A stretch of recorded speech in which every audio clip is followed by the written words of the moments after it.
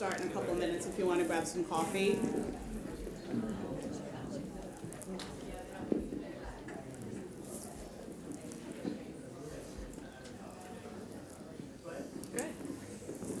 I'm Tara Sheehan. I'm the APAM Executive Director, and I just wanted to welcome everyone to the ACT's APAM Institutional Member Forum, Social Experiments in Practice, the why, when, where, and how of experimental design and analysis. You should have received an agenda when you came in. The forum will run until 4:30 and consists of 3 separate sessions, a luncheon speaker, and a closing session. And there will be breaks between each session for networking. APAM has been doing institutional member forums for about 1.5 years now, and they cover a variety of topics that help better connect the worlds of research and policy. We're especially proud of the content of this institutional member forum and really want to thank ACT for creating such an interesting agenda, recruiting such dynamic speakers, and covering a topic of such importance to our members. If your agency or organization is interested in hosting a forum like this, please let me know. I'd like to introduce now Mary Jo Holland, who's the Vice President of Social and Economic Policy at APT Associates. Thank you very much and enjoy the day.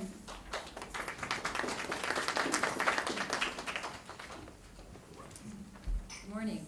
Welcome to APT's joint forum with APAM on social experiments in practice, the why, when, where, and how of experimental design and analysis. We're delighted that you can be here today. As Tara said, I'm Mary Jo Holland. I'm the Vice President for Social and Economic Policy at APT. If you're not familiar with our work, it spans research, evaluation, and program implementation in the fields of health, social and economic policy, environmental policy, and international development. APT turns 50 years old in January, and given that and also our longstanding body of work in the area of experimental evaluation, it feels really fitting for us to be hosting this forum today, and we're really pleased to do so. The mission of our evaluation work around the world is to increase the impact of policies and programs by applying rigorous methods to intervention strategies, to measuring effectiveness, and to answering important public policy questions. So I'd like to, the first panel's here, and I'd like to introduce the moderator for the panel, Naomi Goldstein, who's sitting right here, who will introduce the other panelists. Naomi is the director of the Office of Planning, Research, and Evaluation in the Administration for Children and Families at HHS, where she's responsible for advising the Assistant Secretary for Children and Families on increasing the effectiveness and efficiency of ACF programs. Prior to her appointment as director of OPRI in 2004, she served as the director of the Division of Child and Family Development at OPRI.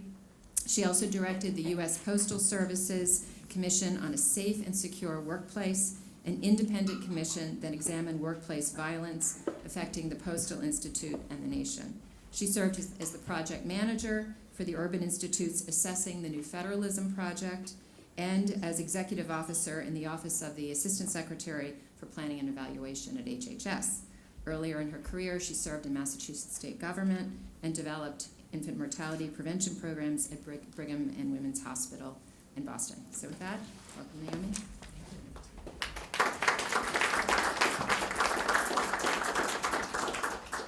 I'm going to speak from here, if that's okay. Am I mic? Can people hear me? So, good morning and thank you. I really appreciate being asked by APAM and APT Associates to moderate this forum. I'm a longtime member of APAM. I am a customer of APT Associates, and a little known fact, I also worked at APT Associates in 1982 for 1 year, a long time ago. I agreed to moderate the forum because experiments are such a central tool for learning about and improving social policies and programs, and because I knew I would learn a lot from this lineup of expert presenters, and I'm guessing those are the reasons why you're here too. So I'm going to say a little bit about random assignment experiments that everybody here may know, but I'm going to say it anyway. So they may be better known in the context of medical and pharmaceutical trials, but increasingly random assignment experiments are recognized as an important method for evaluating social programs. A random assignment experiment allows us to observe not only the outcomes for people who are exposed to a particular intervention or service or policy, but also the outcomes that would have occurred in the absence of that intervention. This is important because just looking at the outcomes for program participants can be very misleading. Outcomes for participants will reflect many influences apart from the effect of a program, such as broad economic trends, changing local circumstances, or personal maturation and development. This is, I think, especially true in social policy. There may be areas of life where impacts are so whopping big that you can afford to be sloppy about methods, but social policy is not one of those areas. The true effects of many social interventions are modest, and so they're likely to be obscured by these other influences. So just looking at outcomes for program participants, even comparing before and after participation, is not a reliable way to assess program effects. Comparing people who choose to participate in a program with people who don't choose to participate is also likely to be misleading, because differences in outcomes are likely to reflect differences between those who choose and those who don't choose to participate, purely apart from any effect of the program. And this is true if participants are required to participate as well. So random assignment uses a decision mechanism like a coin flip or a lottery to determine who's offered services for the purposes of an experiment and who is not. And with a reasonably sized sample, this ensures that the average characteristics of the two groups are the same before getting services, so we can attribute any differences after services to the effects of the program. So that's the end of Random Assignment 101. When I studied statistics in graduate school, shortly after I worked at Abt Associates in the early 80s, I came away with the impression that random assignment experiments were not that interesting. Yeah, gold standard and all that, but the concept was so simple, I thought, that it didn't warrant a lot of study. And in addition, most people would never get to do one anyway, so back to doing my regression analysis homework. I think both of those impressions were just plain wrong, as you'll hear today. So social experiments have become quite prevalent in the social policy world. Many people get to do them, and many more people could do them, I think, as we'll hear today. A lot of perceived barriers to experimentation are overcomable. And I've had the chance to be involved with enough experiments to learn that although the basic concept is indeed very simple, very elegant, there are many interesting, important, and even complicated challenges in designing and carrying out randomized experiments to make sure that they are both rigorous and useful. So I am pleased to introduce our speakers. I'll introduce all three of them at once. Howard Ralston, on my right, has been a leader in social policy experiments for 30 years. For 20 years, he was the head of the Office of Planning, Research, and Evaluation at the Administration for Children and Families and its predecessor agencies at the U.S. Department of Health and Human Services. And he really built something remarkable within the federal government. He made the Office of Planning, Research, and Evaluation a bastion of rigor and a very congenial environment. And I know that because he hired me 14 years ago.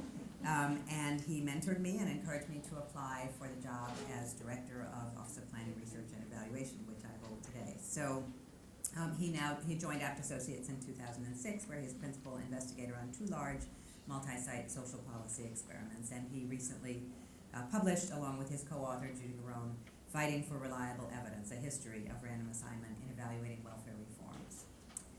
Jacob Plurman is a widely respected economist with more than 25 years of experience in social policy research. He is an expert in both experimental and quasi-experimental evaluation. He's co-director of the Abt Associates Center for Evaluation Methods, and I didn't know this, the founder and co-director of Apt's internal seminar, the Journal Author Support Group, which I think speaks really well to his own tendencies as an institution builder. Someone who contributes wherever he is. He is one of Apt's 8 senior fellows and previously was a senior economist at the RAND Corporation. He has many other accomplishments and awards. He won the Huddleston Teaching Award at the RAND Graduate School of Policy Studies, and he's currently the editor of Evaluation Review, where he has some what I think are very exciting ideas about how to move that publication to be even more useful and relevant.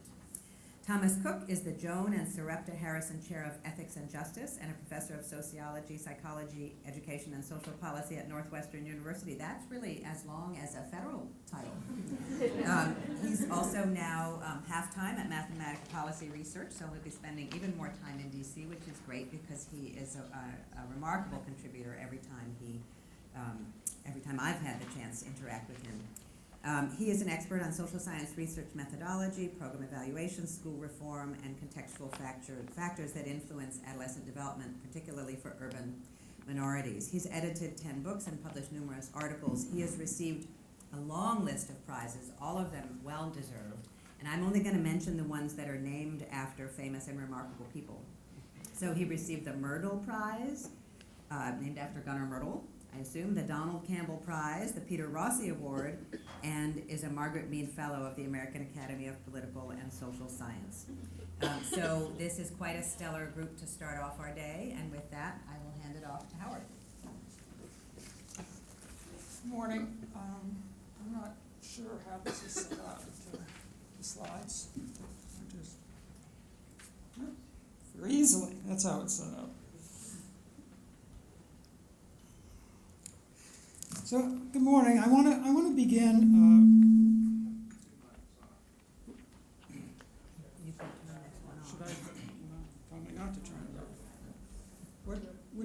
You gonna? They're going to turn it off. Okay, great. I'm going to begin by taking a very, very quick look at the 45-year history of large-scale social experiments, because I think it very quickly can illustrate how much things have changed, and that's really what I want to try to do in my talk today. So the first experiments were really federal research projects, just to very briefly describe. One, the negative income tax was the first large-scale, New Jersey study, was the first large-scale social experiment. But it wasn't really a test of a negative income tax. It was a test of a bunch of negative income taxes. So what it really sought to do was to see what the effects of different levels of benefits and benefit reduction rates, whether in what ways they would lead and how much they would lead to reduced work effort. So they were really the most probably sophisticated experiments conducted to date, but they were in a very simple setting. Very quickly, the use of experiments was expanded into the demonstrations to test new interventions. The sort of leading one of the middle 70s was a supported work demonstration. But that was a quite different use. It was new, a different intervention that people wanted to test before it would be scaled up.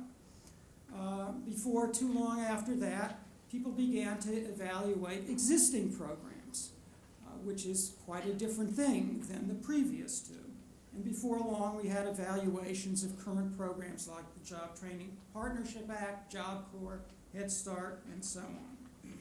And then an important development over the last 10 or 15 years has been the use of site-level versus individual-level random assignment, which has been expanding at a very rapid rate. So what we can very briefly summarize, the way I would summarize, is that random assignment has proven to be ethical and feasible in a broad range of settings. And that wasn't sort of where we started out, but it's what's happened. And that leaves open, though, in any particular case when we want to consider whether or not we should study something using an experiment is it ethical, is it feasible?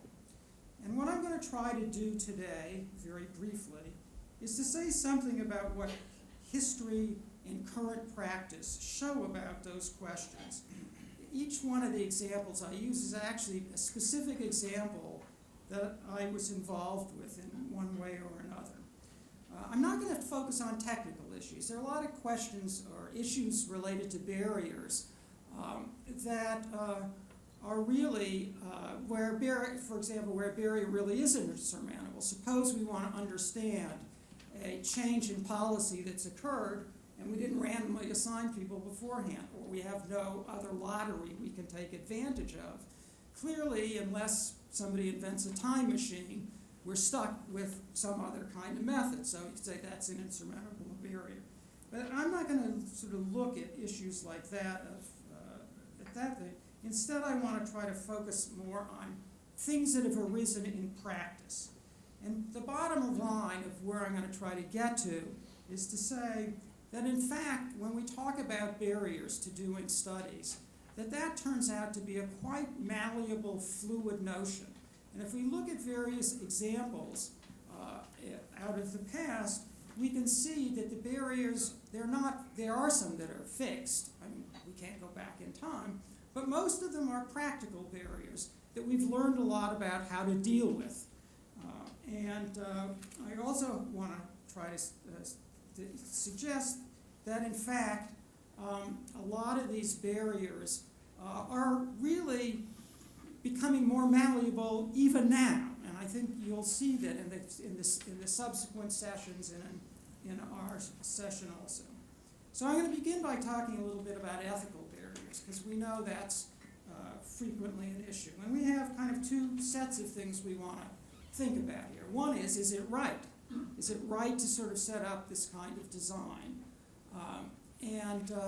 It's not only do we feel it's right as researchers, but can we convince an independent body that it's right, who is there really to make these kinds of judgments? Then there are pragmatic kind of concerns too. Even if we think it's right, and an IRB thinks it's right, can we convince others to participate with this? Because invariably that's necessary. So I'm going to begin with a difficult case, or maybe it's not so difficult in resolving, and that has to do with entitlements. And entitlement by its nature is something which, if you apply for it and you're eligible, you get it. We can't say, sorry, we don't have any more of it left. So is it something, is it okay? Is it right to estimate the effects of a entitlement by denying it to a control group? Now, there are a lot of kinds of concerns that come up in this case, because frequently, for example, entitlements are just are primarily there to distribute some good among people. Think of, say, Social Security benefits or Medicaid. At least certain aspects of Medicaid are an individual entitlement. But at the same time, many of them are there because they're designed to encourage behavior. For example, if you go off TANF due to work, then you're entitled to a certain amount of Medicaid coverage. So people could rightly ask the question, yeah, we know it's good to get, health insurance, other things equal, at least we think it is. It's a good in itself. But does it really induce people to work more? So that's a kind of question which is kind of natural to have an experiment. Now, the interesting thing is, if it's an entitlement, you might say, well, it's illegal, so why do we even bother to think about that? But in fact, entitlements in some cases can be waived, and waived in the context of demonstration projects. And I know earlier in my career, I was involved in a case which we did that. The conclusion I came to is that we shouldn't be doing that. And I'm disappointed insofar as that with myself insofar as I did. Now I'm going to say more about that shortly, but to me, I think that's a barrier that we should not even attempt to surmount. But it raises potentially other interesting questions about entitlements and what we can learn about them. Clearly, there don't seem to be any ethical problems with, say, testing a more generous benefit. The control group gets the benefit it's entitled to, and a treatment group gets something more. But what about tests that create winners and losers? So not everybody is better off, but perhaps many people are and few are not potentially. Now that raises an interesting set of questions, and I discovered and sort of tried to get through this that it's hard to sort of go through all of them in detail and still finish in 20 minutes. But it raises, for example, the question of, well, how do you test something like that and get informed consent?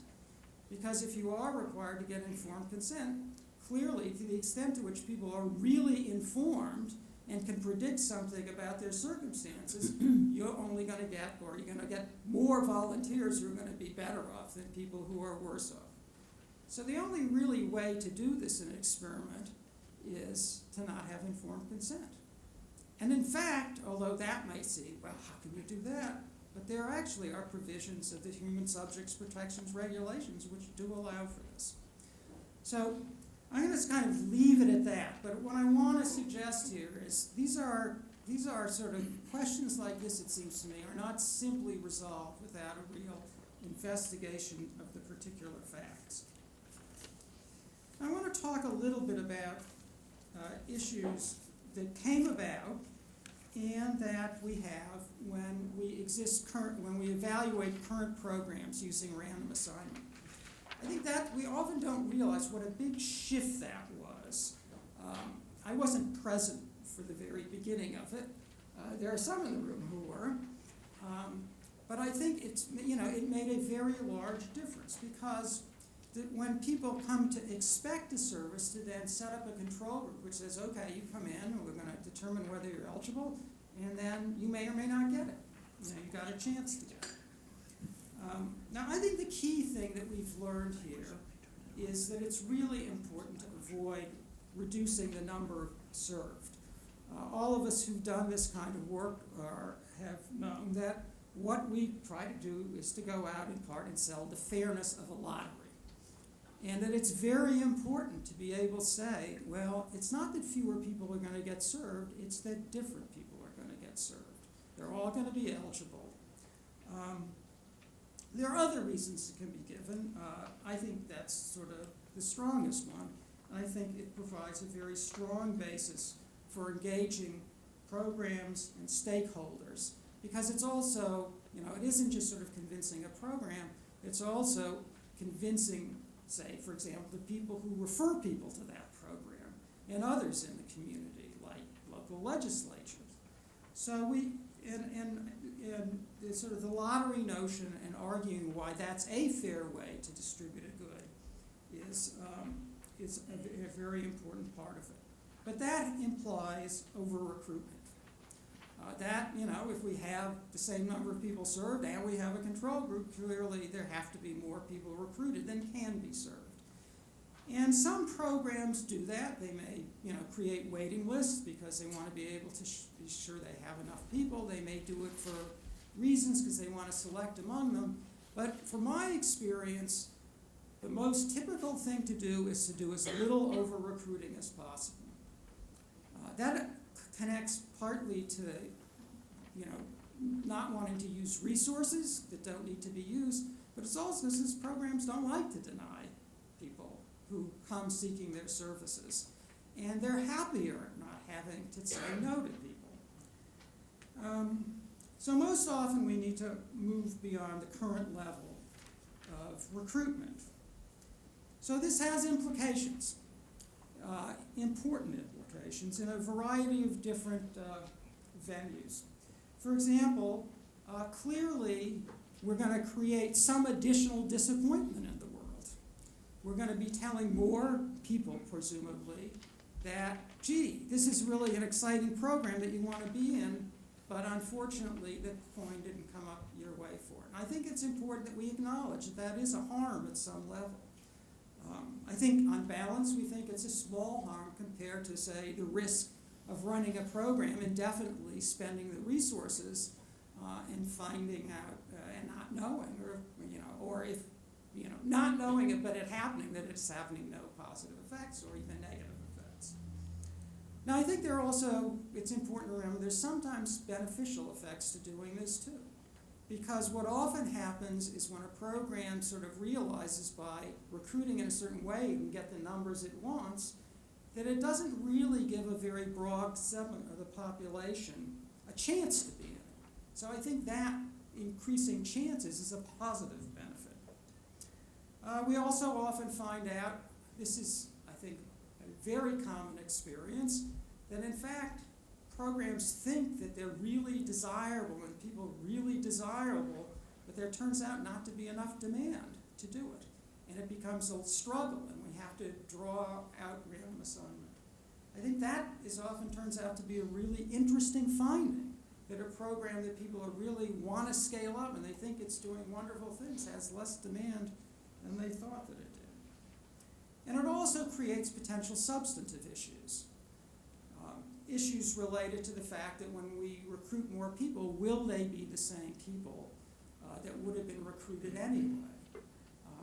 But here I think we've learned one of our speakers later has been involved in some interesting work in this area about how we can do this, and by identifying people at the outset, before random assignment, at baseline, who the people the program believes would have been in otherwise, and we can make estimates for that group and for a broader group, and that's even more valuable.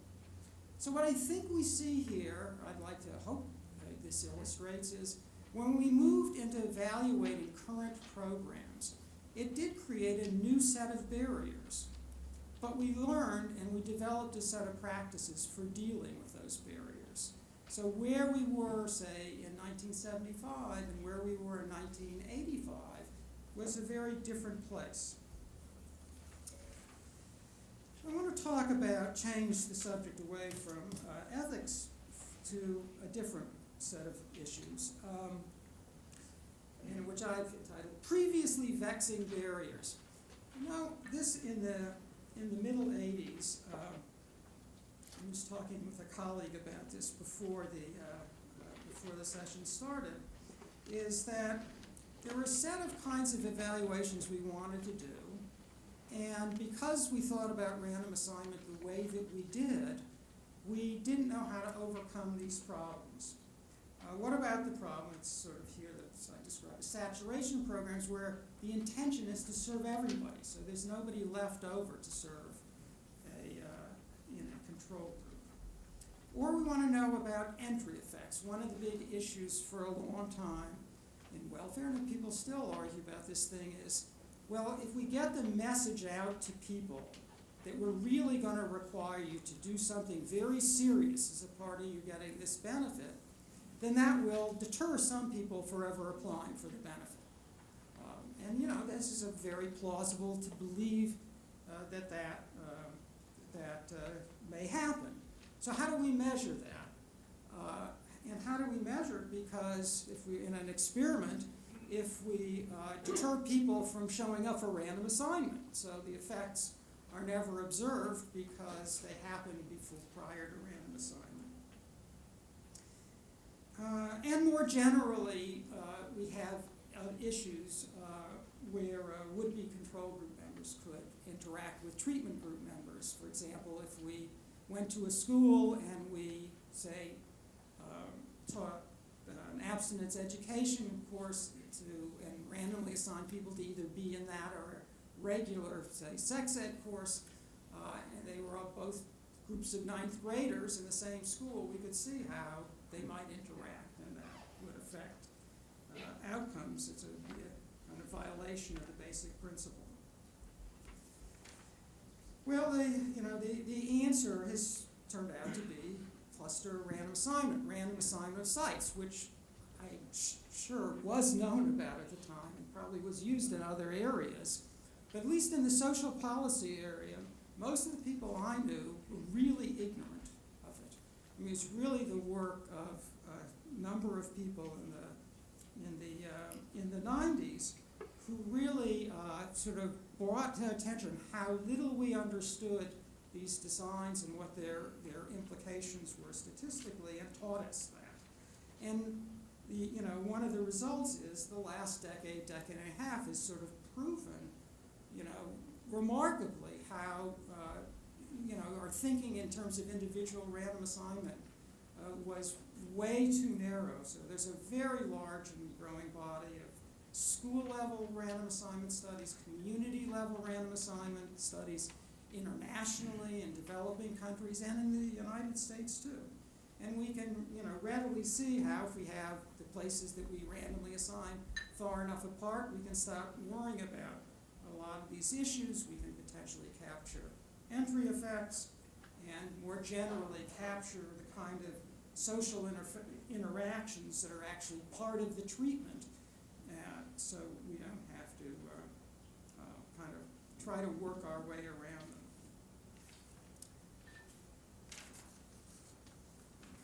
So there are, again, sort of here, this was a solution to a lot of barriers that we felt and reasons why we couldn't use random assignment studies, but they raised their own interesting set of barriers too.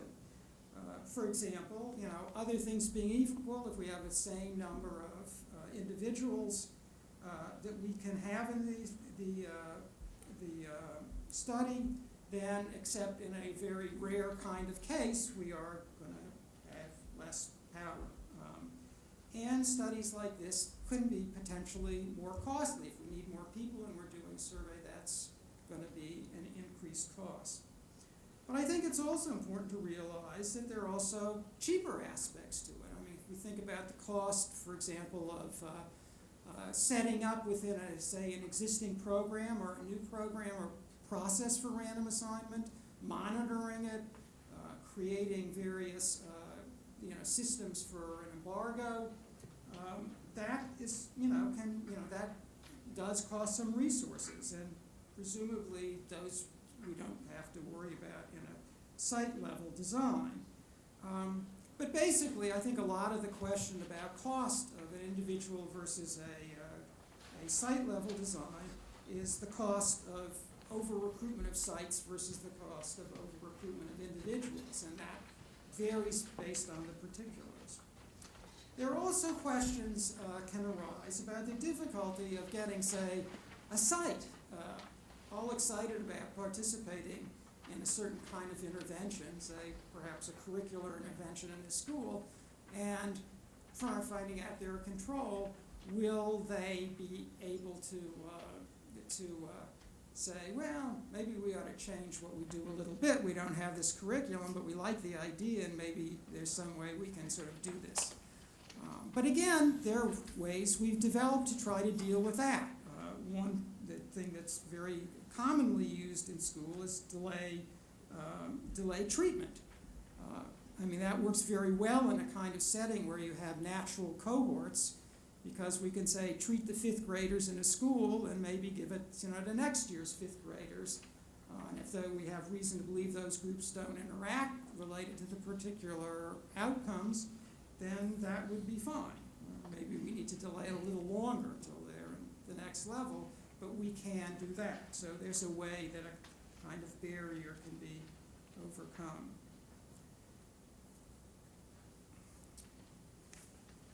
So I don't know how I'm doing on time. Is anybody? Well, why don't I just move towards the end? I'm going to skip a couple slides in case I'm getting too long here. So I'm going to say something a little bit about cost, because that clearly is an important kind of barrier. And I think we now know that experiments can range from being very inexpensive, particularly inexpensive if we can rely on an existing lottery, but even sort of creating our own lottery doesn't have to be terribly expensive. And if we rely on administrative data. I mean, survey costs are a very large driver of why I think experiments are often costly. I think part of that is for a good reason. I think a lot of the time we think, well, if we're going to really do a high-quality study and invest in it, then it's worthwhile investing in a survey and spending the money to do it. Because all else equal, experimental studies are less data-dependent and more efficient than non-experimental studies, and yet, so that if we really were going to sort of set up either an experiment or a non-experimental design and do them with as much rigor as we can, the non-experimental study necessarily is more expensive because we're more heavily reliant on data than design. But in fact, that's usually not the comparison that's made. And I think that does say something about what people are willing to invest in. If they think they're going to do a really big survey, they're more tempted to do say, well, let's also get the design right. But also we're often comparing things where, as a matter of fact, we have cheap data lying around. I mean, that's where we should do a lot of non-experimental studies. And that, I think, is typically where are done, but we're really not looking at an all else equal. We're looking at a case where there's already been an investment in data collection. But random assignment itself is, although potentially an important cost, not a hugely big one compared to surveys. So I think we have to be careful when we're comparing costs to really compare apples to apples and oranges to oranges. So what I've tried to illustrate is that the use of random assignment has grown greatly, and it's grown greatly not just in terms of numbers of studies, because although numbers of studies have grown at a very, very great rate in areas of social policy, but also what I call here function. That is evaluating existing programs versus sort of using random assignment in a very narrow kind of purpose where we control all of the circumstances. And I think in that setting we do have some things, if we look back, that are relatively fixed barriers. I think sort of that we should treat the ethical barrier of not denying entitlements as fixed. There are clearly some of these technical things. But what we've seen is that developing practice creates new barriers, but also has created many ways of overcoming those barriers. And I think one of the things that you'll see today over the course of the sessions is that this is a process that is in flux now. And there's no reason to say, well, 45 years, we've sort of figured out all the solutions to all the barriers, and this is kind of, we're kind of now in this kind of rigid position. In fact, what you're going to see today is that there is lots of new work that is going on that is in the process of beginning to sort of chip away at barriers that once were regarded as fixed. So this is a very sort of fluid area, and I think we will look forward to seeing much more in this area over in the future. So thank you very much.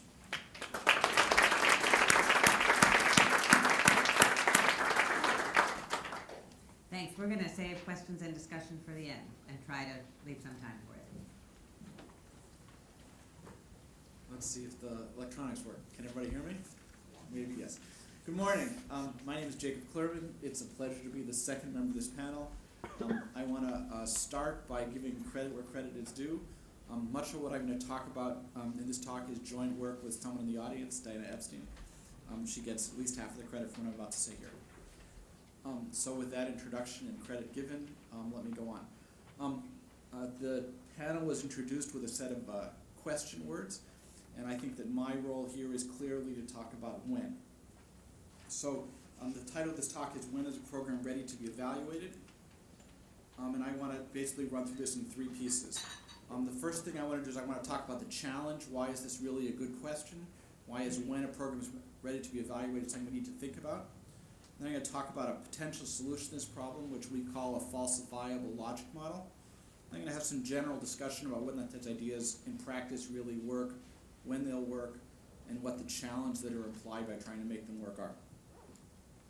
Okay, so the place to start is, I guess, with the counterintuitive thing for this session, which is that this whole meeting, this day, is about moving forward with random assignment and what we might call rigorous impact evaluation of social programs.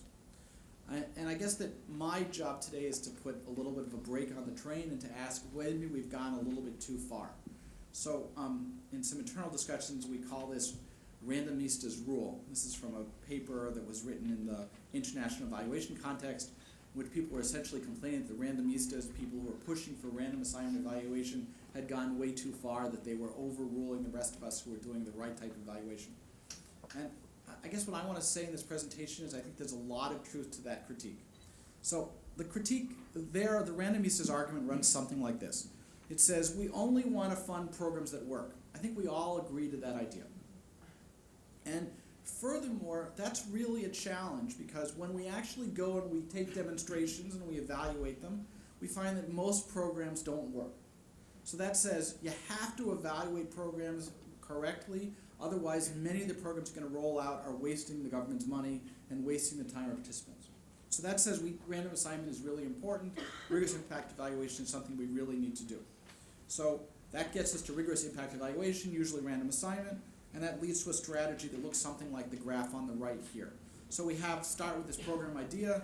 The program developer is sure that the program works and wants to move directly to implementation in every Middlesex village and farm, for those of us from Cambridge. And so we call that broad program impact, and the randomistas would say, whoa, slow down. Most programs don't work, and therefore first we're going to pose what you might call a toll gate, and that is you have to go through a rigorous impact evaluation and show that the program really works before you roll it out. That's the basic randomista strategy.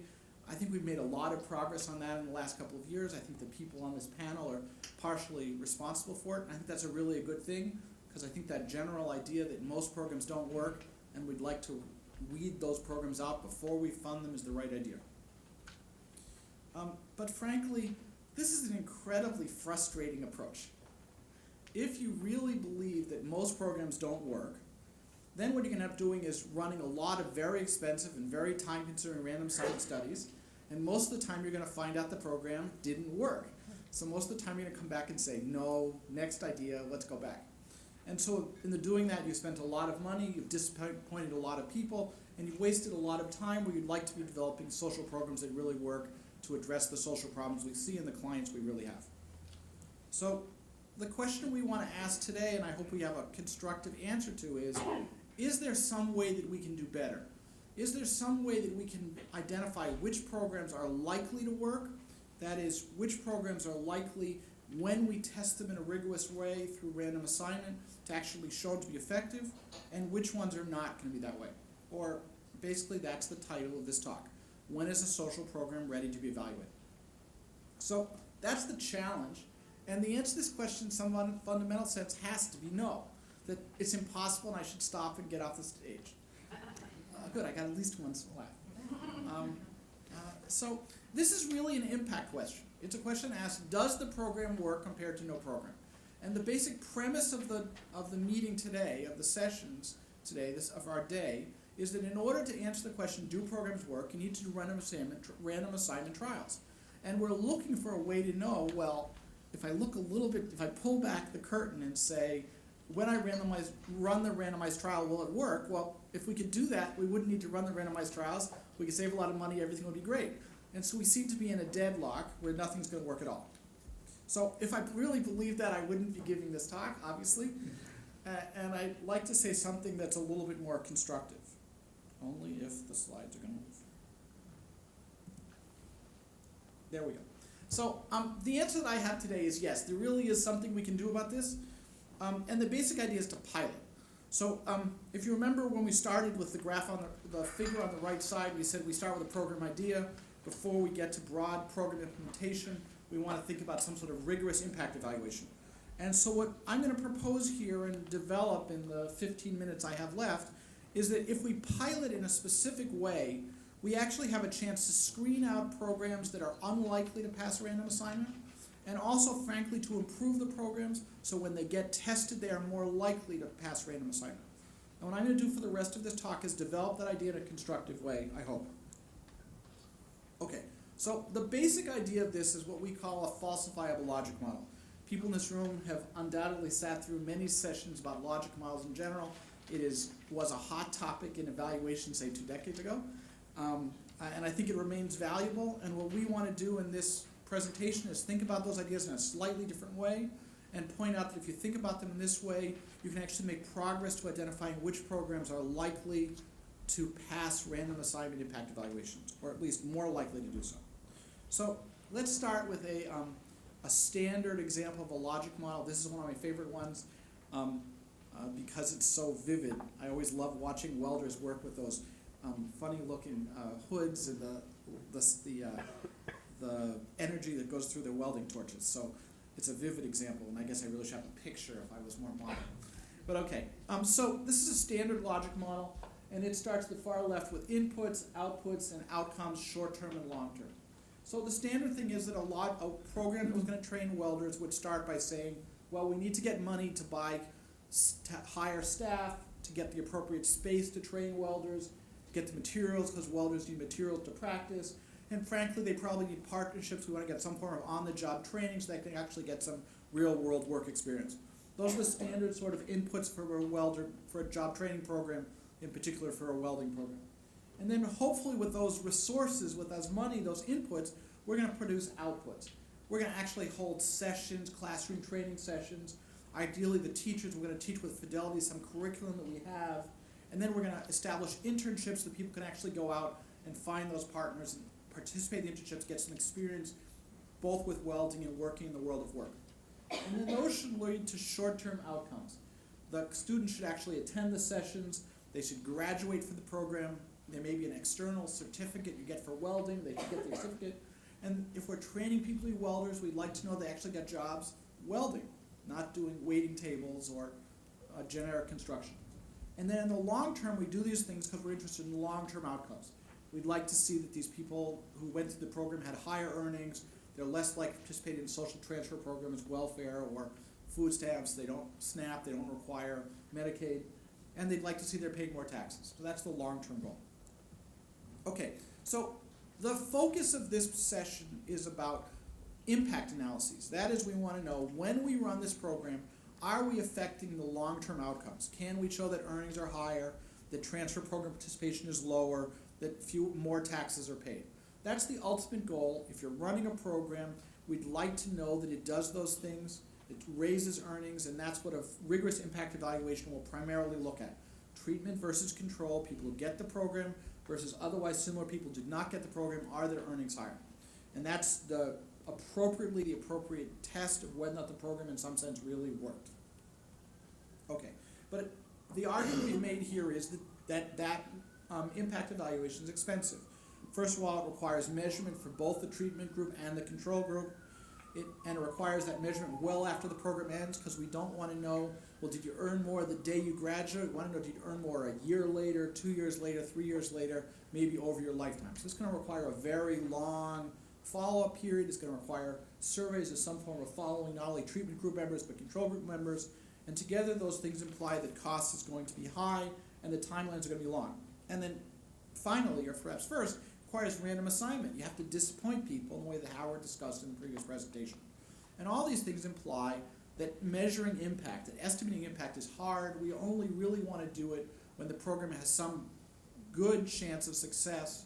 And at least right now we're finding that we're evaluating lots of programs which don't turn out that way. So the basic argument we want to make here is that we actually can do better, and we can do better by thinking not about the very end, about long-term outcomes, but thinking about the earlier steps in a logic model. Because the earlier steps in the logic model said the program will get inputs, they will convert those inputs into outputs, and those outputs will lead to certain short-term outcomes in the treatment group. Okay? And the whole premise of a logic model, going back to logic, is that these steps are each necessary to get the long-term outcomes of interest, to get the impacts. That in order for us to get impacts, the program must get the inputs, the outputs, the short-term outcomes, and those were exactly the things that were specified in the logic model. Now, I just want to note for a minute that the logic model says that these things are necessary. It's possible that a program will go and do all the things it said by its logic model for inputs, for outputs, and short-term outcomes, and nevertheless there'll be no impact on long-term outcomes. That's possible, but the principle that we want to state in this presentation is that at the very least, according to the program's own logic model, it's necessary to get the early steps: inputs, outputs, and short-term outcomes. Okay, and what the crucial insight here is that those things, did the program satisfy its own inputs, outputs, and short-term outcomes, are all things that don't require random assignment and they don't require long-term follow-up. They're things you can do often in a conventional process study. You can go directly and look at the program as implemented. You can go and you can look at the program's own program records, or maybe you can follow up with people in the treatment group very shortly after the program ends. It does not require random assignment. In this approach, there is no control group. It does not require measurement for the control group. In fact, there is no control group. and it doesn't require measurement long after the program ends.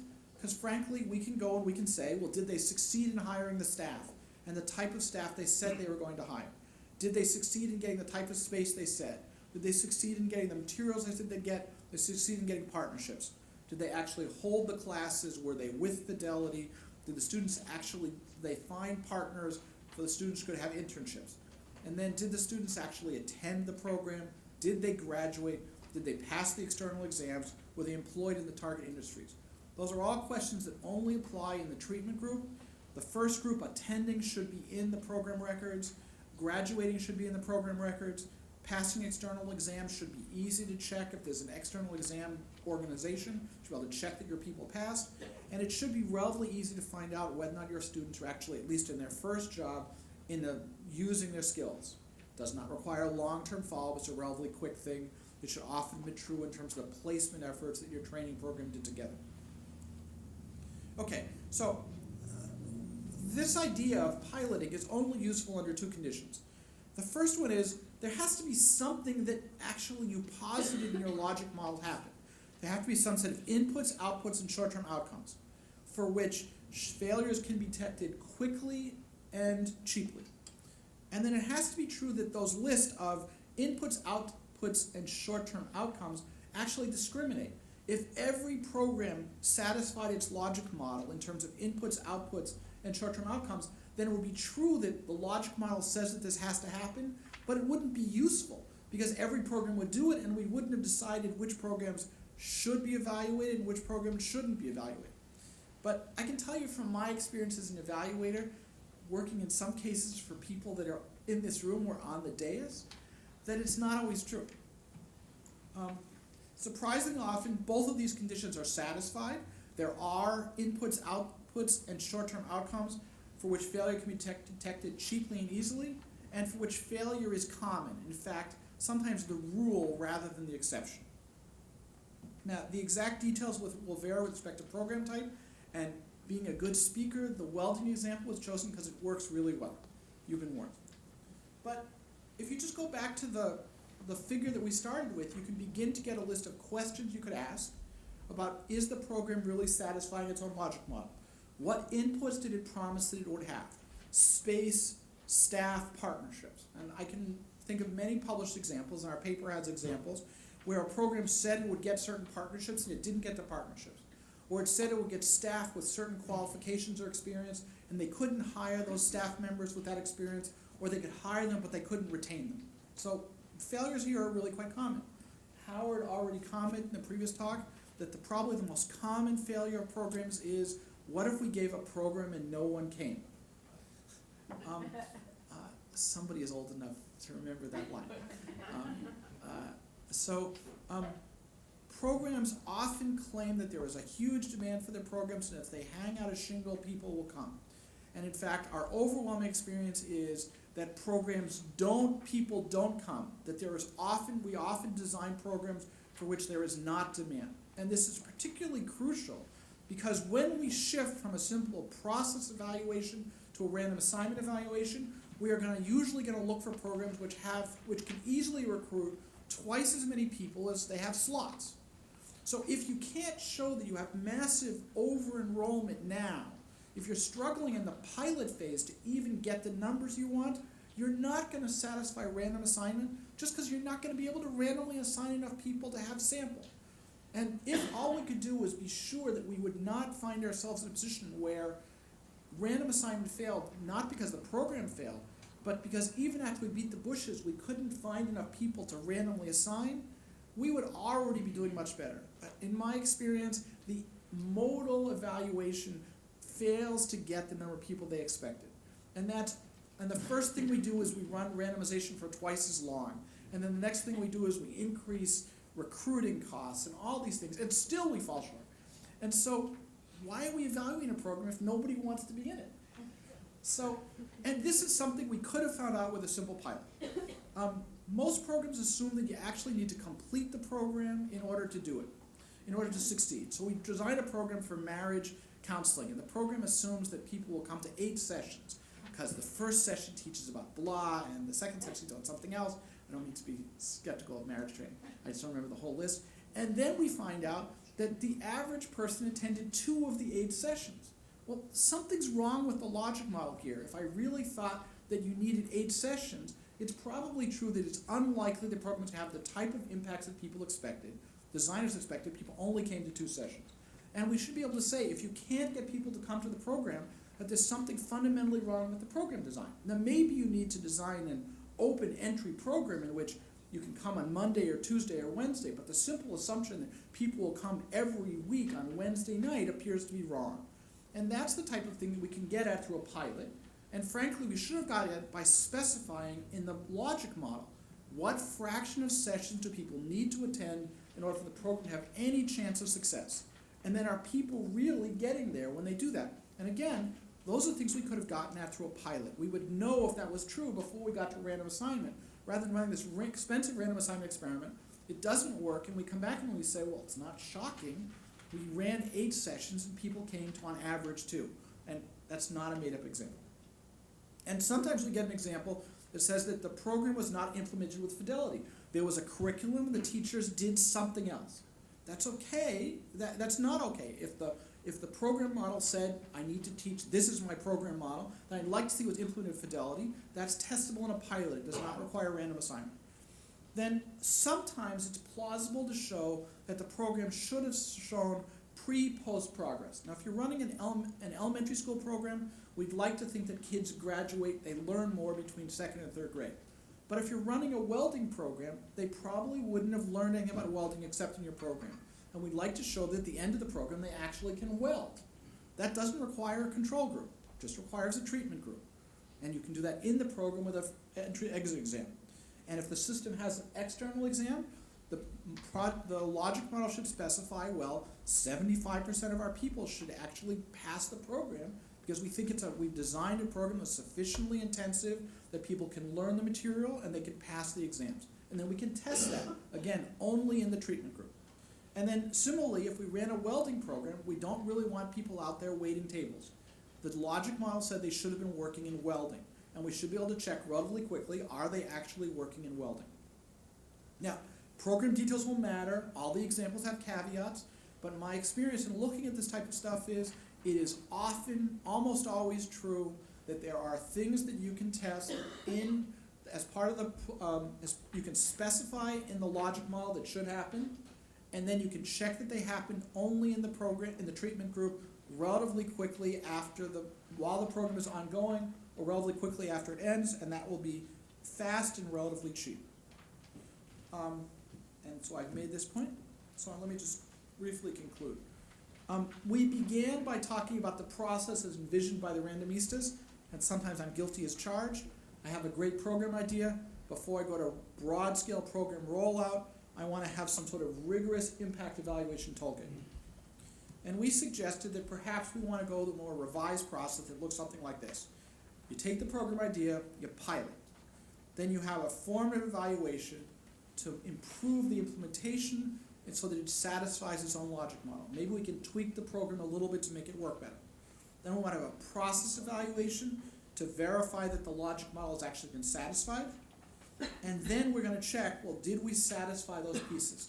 That's the logic model tollgate. And if you pass that, then we're going to pass you back into the randomista's world. Do a rigorous impact evaluation. If you pass that impact evaluation, go on to broad program implementation. But only get to the rigorous impact evaluation if you satisfy the logic model. And this should work for 3 reasons. It should raise our success rate for 3 different reasons. The first reason is the very fact that in order to get funded for that initial funding, you have to have a logic model, we'd hope forces programs to think more carefully and more realistically about how their program is really going to work. So program developers are often wildly optimistic, and the challenge of forcing them to think, well, what are the steps that are really going to happen? And realistically, how likely is it that all those happen is useful. So program evaluators say, well, I have an 8-class program, and you've got to come to all 8 marriage training sessions. Well, that's great. But in the real world, busy people, especially the type of people we're targeting for our programs, they're not going to attend all 8 sessions. And I want you to think about how many is reasonable. And then given you thought about how many people are really going to attend, is it really likely your program is going to have impacts? and maybe you want to redesign your program in some sort of way that people can make up for what they've missed. Just thinking through the logic model itself should lead to better programs. That's the first thing. The second thing is that when you pilot, there's a chance to do classic formative evaluation. Actually look at the program, see where it's failing, and then fix it. So my favorite example is when I worked on this in California once on a welfare reform evaluation, there was a sanction process and it wasn't working. And they couldn't figure out why it wasn't working. So somebody walked the process. And you went to the caseworker, and the caseworker said, I fill out this form, I put it on the fax machine, I sent it to this fax machine. So we called the operator and said, okay, where does the fax number ring? And it rang in this office. And you walked into the office and you found the clerk and said, okay, what happens when something comes off the fax machine? And the clerk said, I don't know, the trash builds up, I put it in the trash. So, programs don't always work right out of the back, right out of planning, and a little bit of sort of working out the kinks is appropriate. And if we go immediately to testing, we test the programs where the fax machine works, the paper gets distributed, and it gets put in the trash. And a simple formative evaluation is a chance to find those issues and fix them. There's nothing wrong with that. We sell no wine before our time, and we shouldn't be evaluating programs before their time.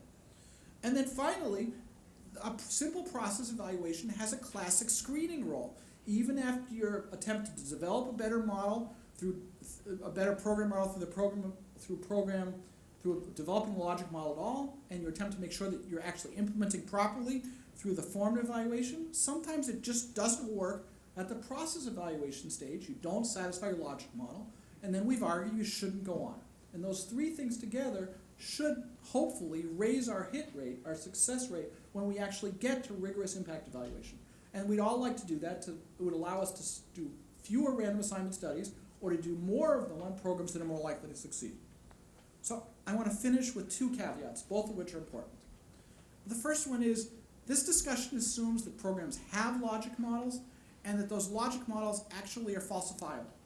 And as people here in this room have said before, programs learn really quickly that if they're going to be tested on their logic models, they don't want to have them. And if they have to have standards, that they should set them really low so they always will pass. And so there's a classic gaming problem here about this. And the paper that we have discusses some of this. But part of this here is there's a truth revelation issue in the model, in the metaphor of from economics about game theory, which is if you promise too little, then when you come to fund, people will say, I'm not interested, you don't claim anything's going to happen. And if you promise too much, you will fail when we actually try and compare what you promise against what happens. And the two things together will have some effect of narrowing the promises people make. Will we get perfect truth-telling? No, but maybe a little bit more promise than if you're not going to use it at all, people overpromise. If you're going to use it to make funding, people overpromise. If you're only going to use it to test to go forward, people would underpromise. And the two things together help to narrow the promises. And the last thing I want to say here is that there is a crucial cost here, which is it may be a net cheaper, but we've now massively blown out timelines.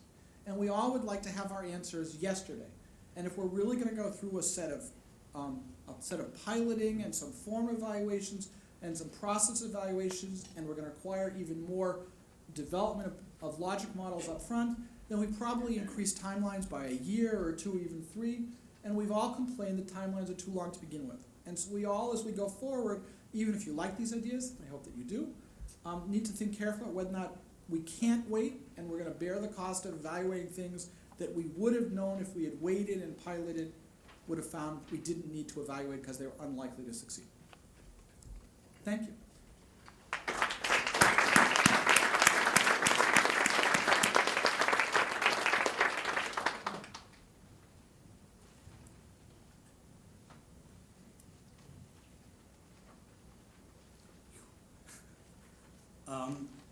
Good morning. I'm happy to be here. I'm also going to talk about when to use random assignment, but I'm going to do it by talking about 3 different ways of framing the utility of doing experiments.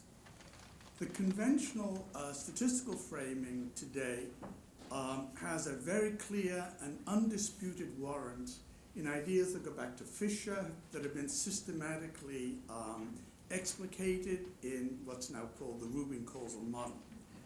There's only one other design, regression discontinuity, that has a clear warrant, but it requires more assumptions, it has less statistical power, and creates a less general result than the randomized clinical trial. Therefore, random assignment is to be preferred whenever reducing uncertainty about cause is central. It's often central, and incorrect causal conclusions with pernicious consequences have resulted in the past very often when random assignment experiments were not used. This conventional statistical framing says there's really no choice if a causal question is very important. Do an RCT if you possibly can. This message actually has wonderful properties to anybody who's into communication. It's not wrong. It's easy to remember. It is easy to promulgate. The issue is, it's incomplete. Now, if you look at how philosophers frame issues of causation, most of the objections that they raise to randomized clinical trials, whether in Cartwright, hacking, or whatever, are actually not very strong and can be assimilated to the RCT perspective, in the sense that many of their objections don't hold a lot of water. There are objections about random assignment being neither necessary nor sufficient for cause. But there's one part of the philosopher's objections that is quite serious. Now, they highlight that the causal agent is always relative to a study-specific counterfactual. That is, it's a treatment relative to some comparison. This comparison can vary a lot. If we look at the early preschool literature, many of the debates today here in the city are about the relevance of studies from 40 years ago, where the counterfactual was very few children in pre-K activities, and those who were in pre-K activities were in ones that were very place-centric without much of a cognitive curriculum. So it's obvious that the counterfactual one uses conditions the kind of causal statement one can make, because it helps identify what the causal agent is. But we can deal with this. More important is the issue raised in Mackey's famous book on causation, which you should all read, called The Cement of the Universe. And it indicates, he has a theory, which I'm not going to go into, called Inus conditionals. And his theory says that the specific agent in a study is not the treatment you describe and put some shorthand label on that may or may not be a good description of that causal process that you're investigating. Nor is it the comparison between the treatment and whatever control group you used. Rather, it is the interaction of the treatment with whatever other attributes of the persons, the settings, the times, the way this treatment is interpreted, supported, whatever, and the way that the outcome is measured. So that the treatment that is the active causal agent in the study is the interaction of the treatment with lots and lots and lots of other attributes, potentially. You have no way of being able to refine it down to those set of circumstances that describe the active causal agent, so that one of the purposes of experimentation is to look at cause. And Mackey's argument is the causal agent, the active causal agent, is not identifiable. And that's one of the reasons, for example, why there is variation in the size of effect we get from one study to the next that looks as though it could be a replication. So the issue that they raise is one that some people would call an issue of what is the construct validity of the causal agent in randomized experiments?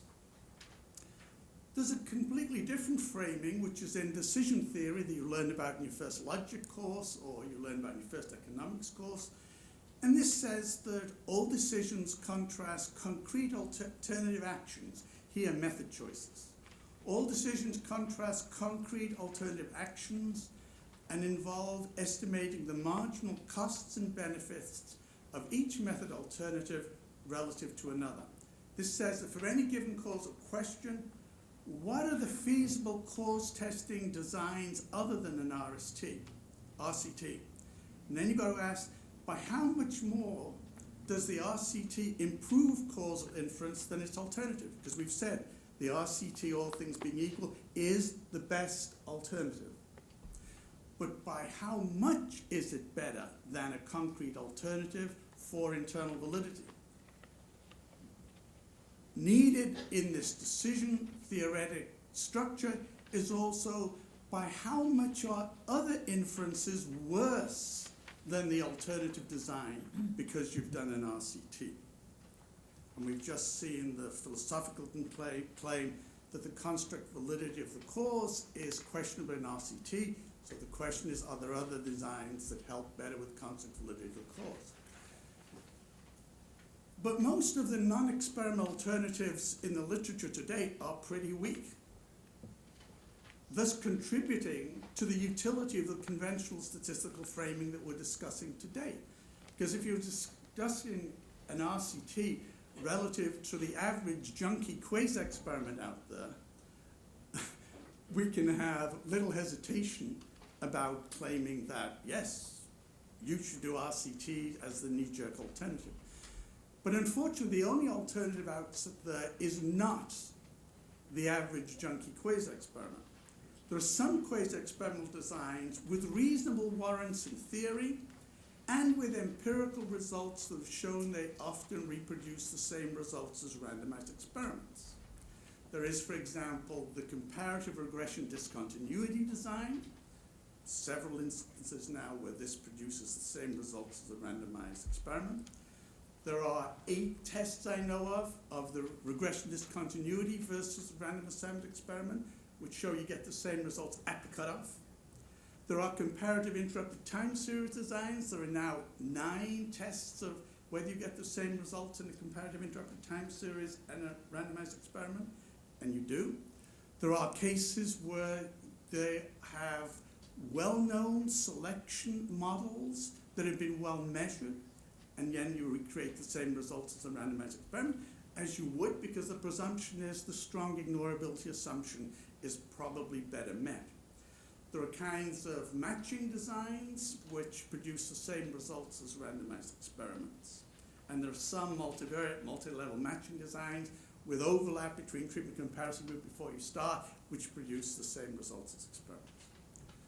So it's going to be 5 or 10 years before it's totally clear, but some carefully selected, not your average junk out there, alternatives to the randomized trial are much better than other alternatives to the randomized trial and often produce results close to those of an RCT.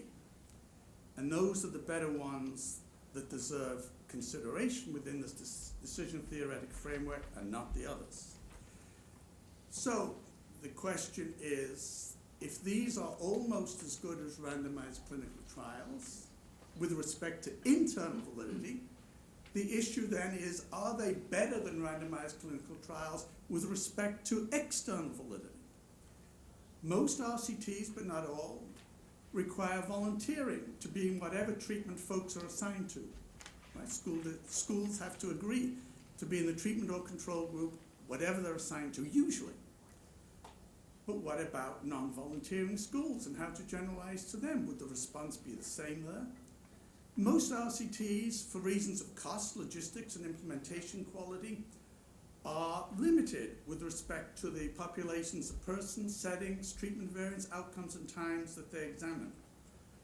Will you get the same results with different kinds of people, setting, times, etc., etc.? Now the issue is, do these alternative designs or can you come up with versions of these alternative designs that are better with respect to external validity, even if they are not quite as good with respect to internal validity? That's how you frame it decision theoretically.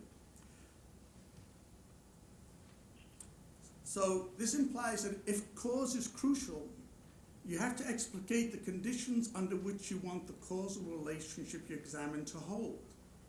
And instead of jumping to the framing, if cause then RCT, the decision theoretic framing says you have to explicate the alternative designs that might be feasible and see if they improve on external validity for the acceptable diminution in internal validity that they will produce. Now I hit something here by mistake, and I'm not going forward. Anyway, the conclusion is how you frame the utility of random assignment counts, right? It counts if the alternative is not a very strong, if the alternative design is not a very strong one, then an RCT is the design of choice if internal validity is very, very, very important to you. But if in the real world you need to balance off internal validity with the construct validity of the cause and external validity, then you have to consider the relative utility of random assignment relative to a few other alternatives. Thank you.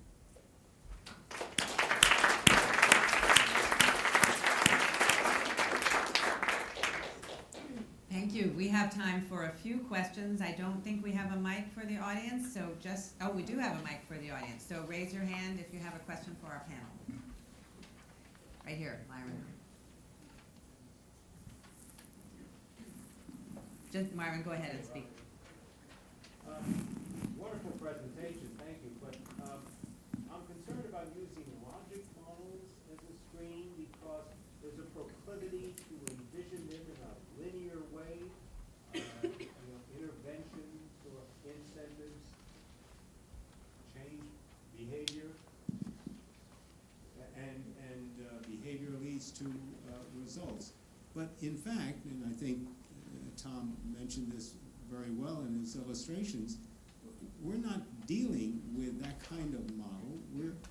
And we're not dealing with even dependent variables like long-term outcomes.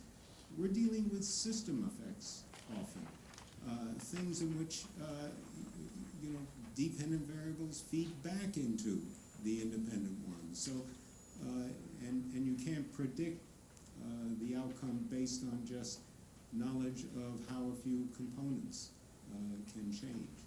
So how can we possibly use this as a screening device?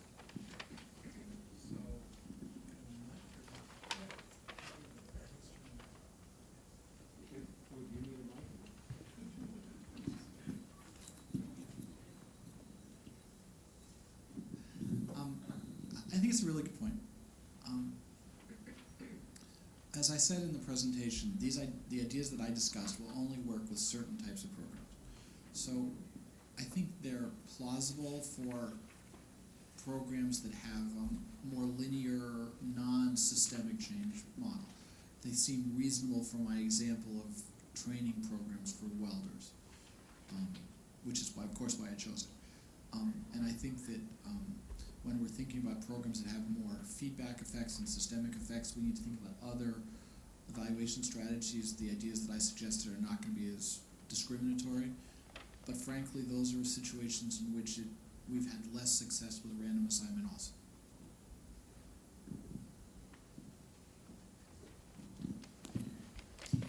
Thank you. This is a question for Jacob. I'm Cinnamon Dornsife. I'm on the app board of directors. Jacob, I wonder how receptive you find clients to your very intriguing idea of using the piloting approach.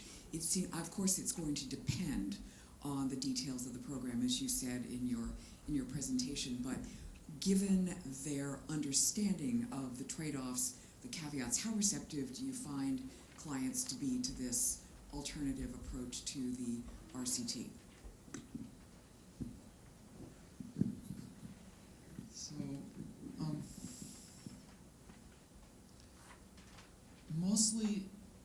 see how receptive or non-receptive the clients are, because mostly the issue about piloting is an issue that occurs.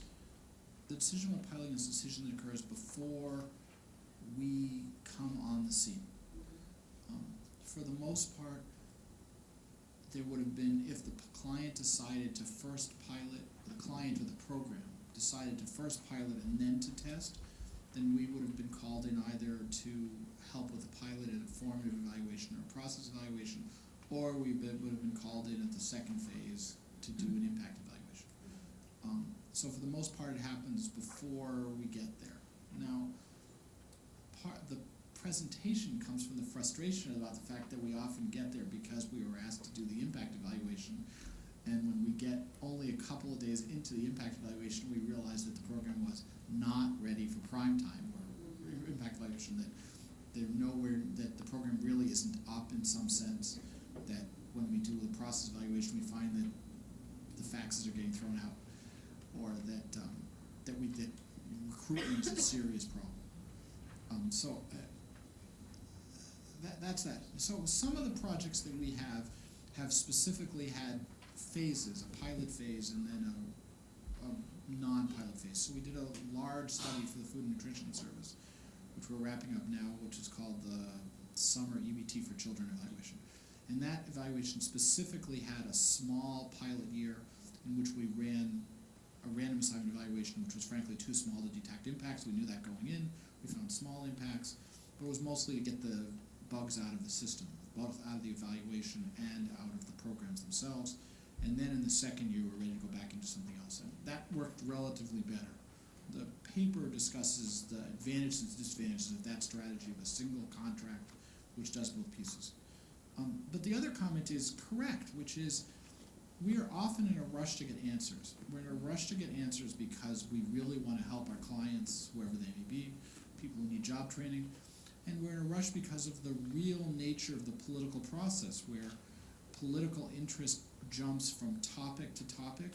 And if I have funding now, the issue of the day is child hunger, perhaps because the First Lady is interested in it, then let's do whatever we can on child hunger now, because when the administration changes, the First Lady will be interested in something else. Or today, the interest of the topic of the moment is job training, and we can't really wait those cycles because our evaluation attention is not sustained enough. And in that case, our clients have real difficult choices to make about balancing the ideal evaluation strategy writ large against the exigencies of funding and political interest, and luckily those aren't the decisions I have to make.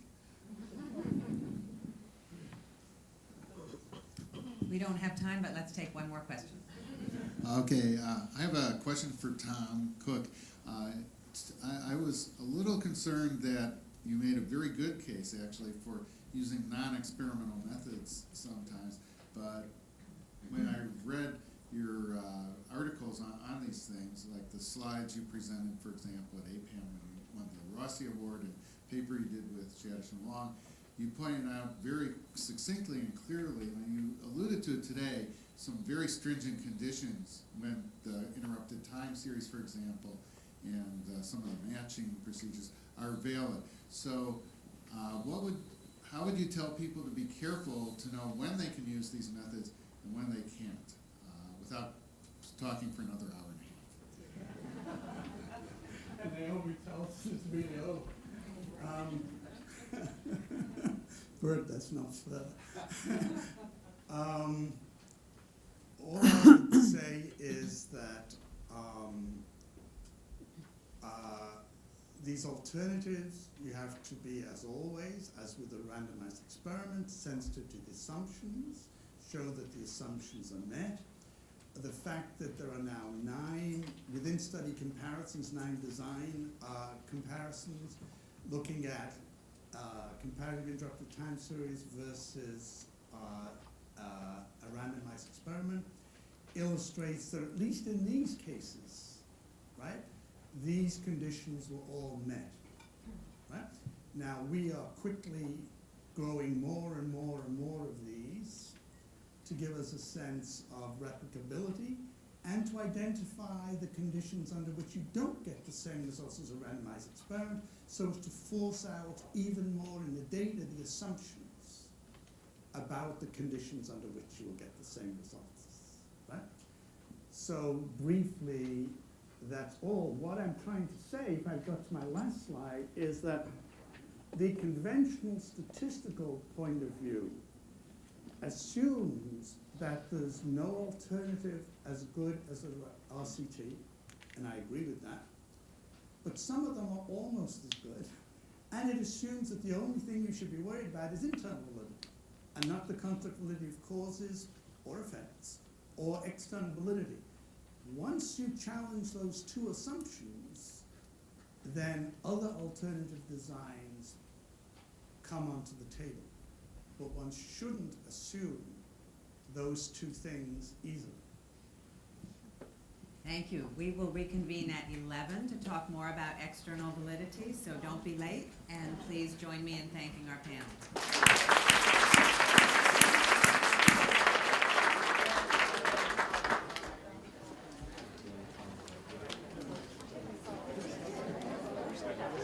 How you doing?